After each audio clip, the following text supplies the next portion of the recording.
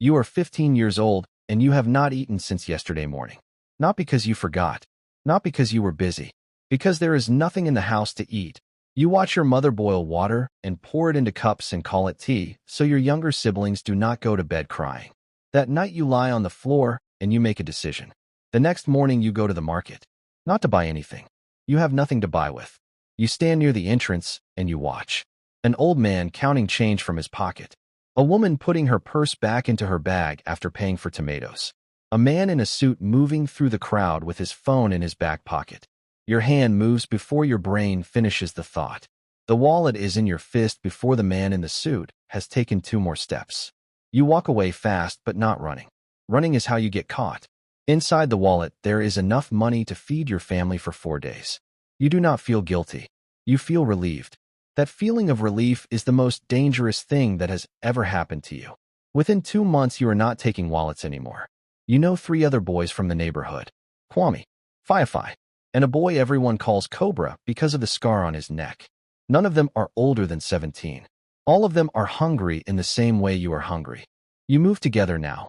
The market, bus stops, crowded areas where hands and pockets mix, and nobody notices until it is too late.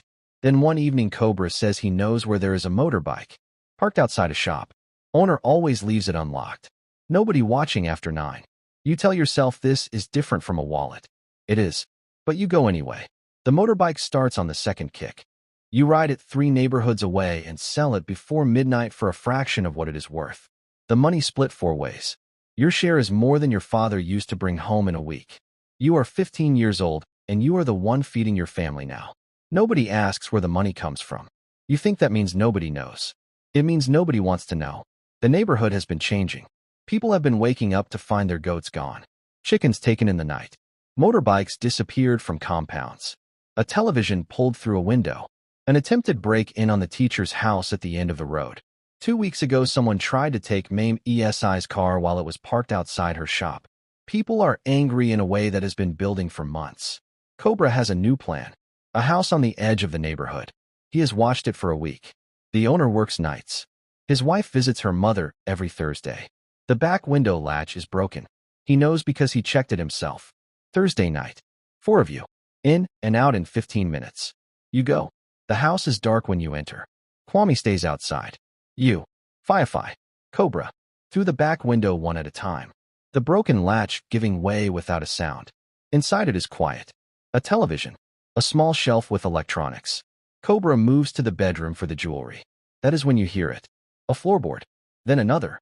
Then the bedroom door opens, and a man is standing in the doorway. He did not go to work tonight. He is standing 3 meters from you in his own house in the dark, and you can see in the way he is holding himself that he is terrified and furious at exactly the same time. For 3 seconds, nobody moves. Nobody breathes. Then Cobra runs for the window, and the man shouts, and the whole night explodes at once. You run. Out the window. Into the yard. Over the fence. Your shirt tears on the wire, but you do not feel it. Behind you the man is shouting. His voice carrying through the night, like a stone thrown into still water. Rings spreading outward. Lights coming on in neighboring houses. Doors opening. By the time you hit the street, there are already people coming out. Someone shouts thief. That word in this neighborhood tonight after months of missing goats and stolen motorbikes and broken locks and that attempted car theft. That word lands differently than it would have 6 months ago. Doors keep opening. People keep coming out. You run faster than you have ever run in your life. Kwame disappears immediately. You never see which direction he goes. Fi goes left, and the crowd splits to follow both of you. You go straight. Behind you the sound is growing. Not just shouting now. The sound of feet. Many feet. And something else. The sound of things being picked up. A stick dragged along a fence. Metal on concrete. You look back once. You wish you had not. There are at least 40 people behind you, and more joining from every side street you pass. Men in their night clothes. Women.